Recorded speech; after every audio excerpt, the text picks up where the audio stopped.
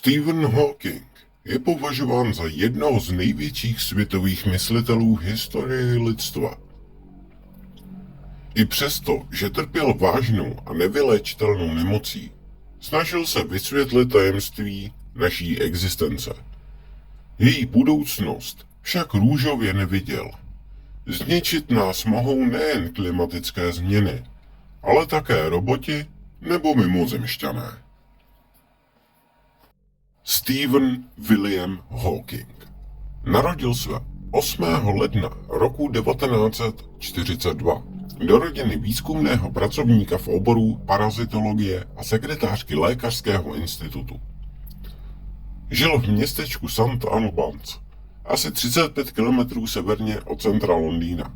Místními byli Hawkingovi považováni za inteligentní a částečně podivínské. Rodiče budoucího teoretického fyzika kladli veliký důraz na vzdělání všech svých dětí. Stephen ale mezi sourozenci více než vynikal.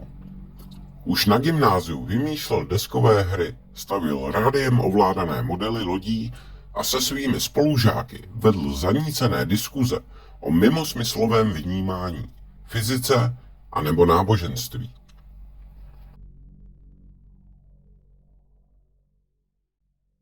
Odhalit tajemství lidské existence světa kolem nás a vesmíru se snažil i v době, kdy mu byla diagnostikována amyotrofická laterální skleróza.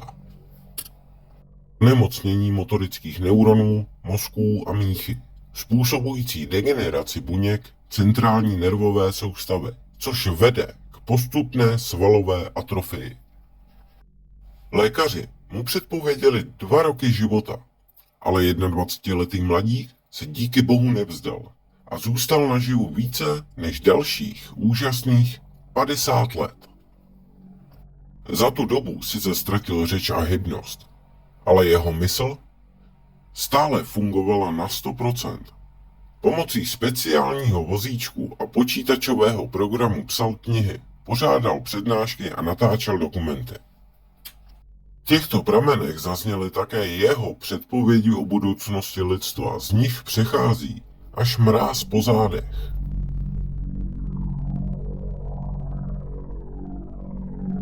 Vědec tvrdil, že umělá inteligence je jako džin z láhve.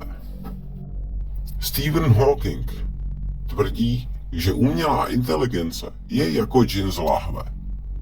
Cituji: obávám se, že umělá inteligence může zcela nahradit lidi.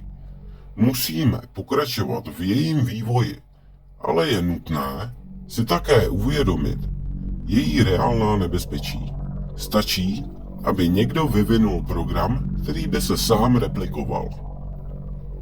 V tu chvíli by se mohlo stát, že by byl čím dál tím více chytřejší a překonal by hranice našeho mozku. Nedokázali bychom odhadnout, zda by nám umělá inteligence stále pomáhala, nebo se nás snažila zničit.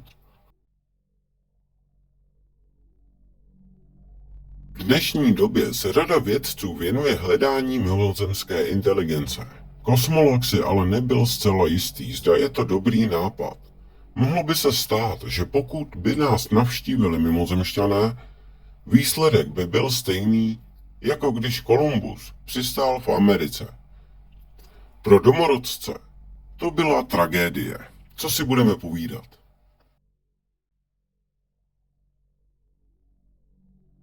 Hawking byl také přesvědčen, že během tohoto století lidé objeví techniky genetické úpravy, díky nimž vznikne nadčlověk, schopný zničit zbytek populace. Pravděpodobně budou přijaty zákony proti genetickému inženýrství. Někteří odborníci ale nebudou schopni odolat pokušení zlepšit naše vlastnosti, jako je paměť, délka života nebo odolnost vůči nemocem. Tato vylepšení se mohou stát tak populární, že obyčejní lidé budou v nevýhodě. Mohou nastat politické problémy a jiné neshody.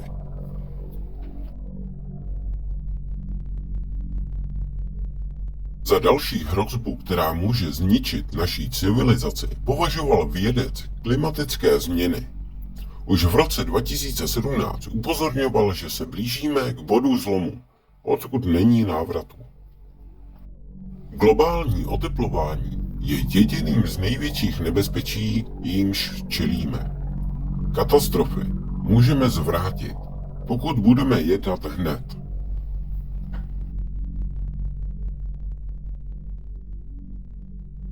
Hawking zastával názor, že pokud chceme přežít, budeme muset kolonizovat oběžnice a sluneční soustavy. To, co ho znepokojovalo, byly takzvané události s nízkou pravděpodobností a vysokým dopadem, například střet s cizím tělesem, což je asteroid. Bál se však i přírodních pohrom. Ačkoliv pravděpodobnost katastrofy na planetě Zemi je poměrně nízká, časem se sčítá a v příštích tisících nebo 10 000 letech se stává téměř jistou. Toť vše od Stephena Williama Hawkinga. Děkuji za vaši pozornost.